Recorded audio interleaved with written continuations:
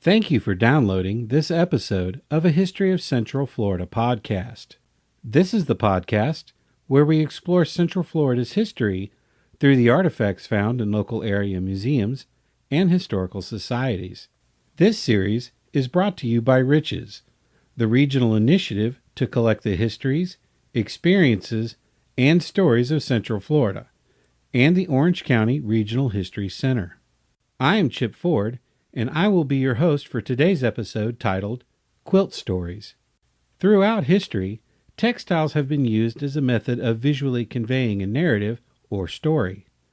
The Bayeux Tapestry, which depicts the Norman invasion of England in 1066, is a well-known example of a visual narrative conveyed through textiles. The stories and narratives that quilts can convey are not as obvious. The 4 quilts featured in this podcast each tell a story. We asked Dr. Amanda Sikarskie from Western Michigan University to tell us more about what kinds of stories these quilts can convey.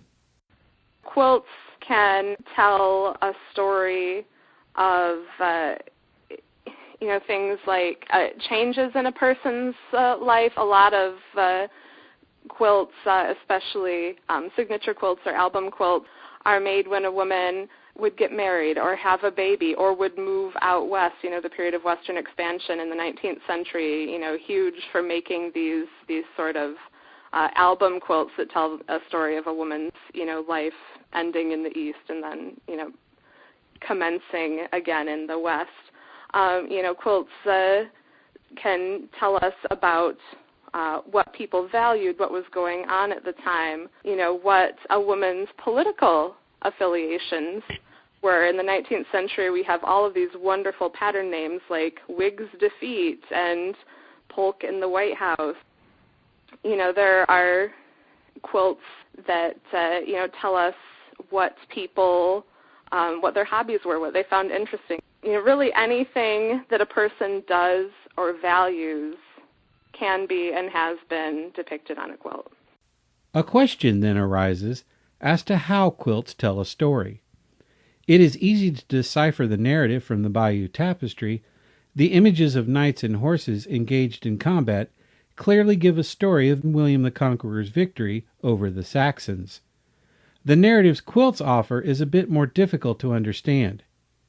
Here Dr. Sikarskie offers several examples as to how and what quilts can tell us. One of the main things that a quilt can tell us is the sort of socioeconomic status of the maker. Is the quilt made of one large piece of fabric that would have been quite expensive in the day, or is it made up of a lot of little scraps of fabric that might have been cut down from, dresses and reused? So it tells us a lot about the resources that a person had. Quilts can also tell us about affect and state of mind, actually. So quilts, tell us, really anything about a person, by looking at the fabrics, looking at the patterns, looking at the stitches, thinking about where these fabrics came from. Were they imported from India? Did they come from England? Were they made at home? Were they homespun? Just tells us, a whole host of things about how people lived. The term quilting can refer to 2 methods of producing quilts. The first method utilizes patches of cloth, or applique, sewn onto another large piece of material and stuffed with batting, usually cotton. The second method refers to the intricate patterns of stitching on the cloth itself. An example of this is what is known as red work quilts, which were popular in the late 19th and early 20th century. This type of quilt gets its name from the embroidered patterns using red-colored thread. The mascot quilt and the Lake Mary quilt featured in this podcast are both red work quilts, and both were completed in the 1920s. Upon closer inspection of these quilts, a specific pattern can be seen. There are names inside a circle with other names radiating outward. We talked to Dorothy MacDougall, a longtime quilter with over 20 years of experience, to explain what this type of red work pattern means. A lot of quilts are embroidered. It would be on a white piece of cotton or muslin. Each block would represent a different family. that they kept track of the mother and father, and then as it spread out to the children, to the grandchildren. What kind of story do these two redwork quilts tell then? What do these names signify? We asked Dr. Sikarskie to explain the significance of this type of redwork pattern and the stories that they may tell. When we get into redwork quilts that tend to have messages on them or tend to have writing on them, they're probably either a quilt that was made by a group of people as a wedding quilt, or a quilt that was made as a fundraising quilt.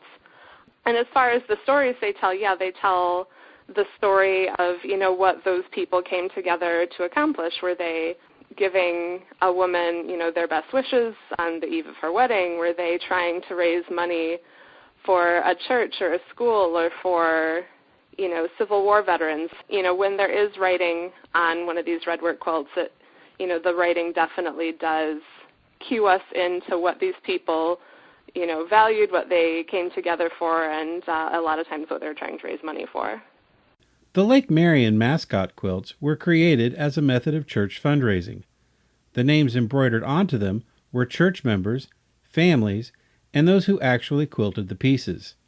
From these two pieces, we can see the level of community involvement and dedication to these churches, not only from those who donated the money to help make them, but from the women who donated their time to sew and embroider them. The other method of quilting, wherein pieces of cloth are combined in geometric patterns, is evidenced in the other two quilts featured in this podcast. The quilts from the Harry and Harriet Moore Memorial Park and from the Winter Garden Heritage Foundation are both patchwork quilts. Dorothy MacDougall explains some sources of materials used in patchwork quilts. They had to use everything they had. I have seen quilts in museums where the mother had taken all of her children's baby clothes and made quilts for them and passed them on. The quilt at the Winter Garden Heritage Foundation has a unique pattern which can tell the story of the period in which it was made. Here, Dr. Sikarskie explains more about the pattern and the narrative that the Winter Garden quilt represents. So the quilt at Winter Garden is a trip around the world pattern. And a trip around the world was very popular during the Great Depression. And I think this is a Depression-era quilt, just looking at it, because the color palette is very sort of pastel and then some punches of green, and that's very typical of the 30s. But Trip Around the World was so popular during the 30s because it's a very, what we call a scrappy pattern. You don't need big, expensive pieces of fabric. You can use lots of different pieces of fabrics, scraps cut down from other things, old bedclothes, old quilts. And so it can be a very, very inexpensive quilt to make. And they're also sort of, joyous because they have so many different colors and patterns, and a lot of creativity is involved. So if you have a lot of time on your hands and very little money on your hands, a quilt like this, Trip Around the World, is definitely a quilt that it makes sense to make.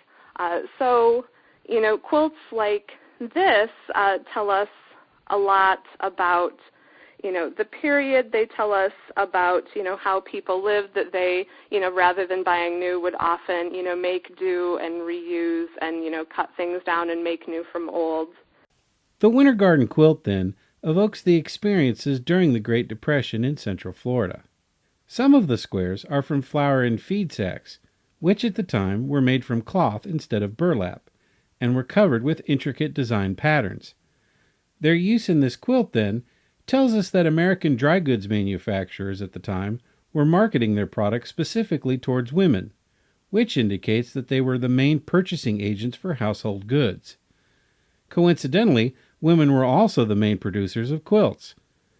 By marketing their products as having a dual-purpose utility, the product itself, and the ability to reuse the packaging, manufacturers knew that women in the Depression era would purchase their goods, and this marketing strategy attests to the agency of women as consumers in the early 20th century. The quilt at the Harry and Harriet Moore Memorial Park is an Underground Railroad primer and was made in the early 21st century. In each of the quilt squares, there is a geometric pattern with a specific name such as Jacob's Ladder or Log Cabin, which universally symbolizes a step or stage within the Underground Railroad. We asked Dr. Sikarskie to talk more about the origins of this type of quilt and offer us some insights as to the significance of each square. There are two camps on where the Underground Railroad quilt comes from. Several historians believe that the Underground Railroad quilt is actually a post-Civil War form, that women were remembering the Underground Railroad and trying to teach about the Underground Railroad to the next generation and use these quilts as a sort of memory tool, a teaching tool. The other view is that these were actually used earlier in the 19th century for the Underground Railroad, though it's a common misconception that these quilts were somehow a map to the Underground Railroad, like one block stood for Indiana, and they had a very specific set of blocks on them, starting with Jacob's Ladder, then Monkey Wrench, then Wagon Wheel, and each block had a different meaning. For example, basket was a symbol of the fact that one would need to take a lot of provisions for the journey north. And so these quilts could be hung up, in the window of a home as if to air the quilt out, and that would cue people in to the fact that that was actually the home of someone who supported the Underground Railroad. So they weren't maps so much as markers of friends. Underground Railroad quilts that were made after the Civil War, then, can be viewed as an act of remembrance, similar to other historical reenactments. Whereas some chose to portray Civil War soldiers in authentic garb on the battlefield, here the emphasis is on remembering and recreating another specific event that is also a part of that era, the Underground Railroad and the escape of African Americans from enslavement. Each of the 4 quilts featured in this podcast tell a story. What is portrayed on these quilts is what was important to the person or persons making the quilt. Much like how books utilize words to convey a message, a narrative, and meaning, quilts do the same thing only through a visual medium. They, too, can be read like a text. The stories are there. One simply needs to know how to read it. We hope that you have enjoyed this episode of a History of Central Florida podcast. The quilts featured in this podcast are at 4 different locations. To see the mascot quilt, please visit the Claremont Historical Village at 490 West Avenue, Claremont, Florida, 34711. To see the Underground Railroad quilt, please visit the Harry and Harriet Moore Memorial Park at 2180 Freedom Avenue, Mims, Florida, 32754. To see the Lake Mary quilt, please visit the Lake Mary Historical Museum at 158 North Country Club Road, Lake Mary, Florida, 32746. And to see the Winter Garden quilt, please visit the Winter Garden Heritage Museum at 1 North Main Street, Winter Garden, Florida, 34787. Make sure to join us for our next episode titled Tapestries.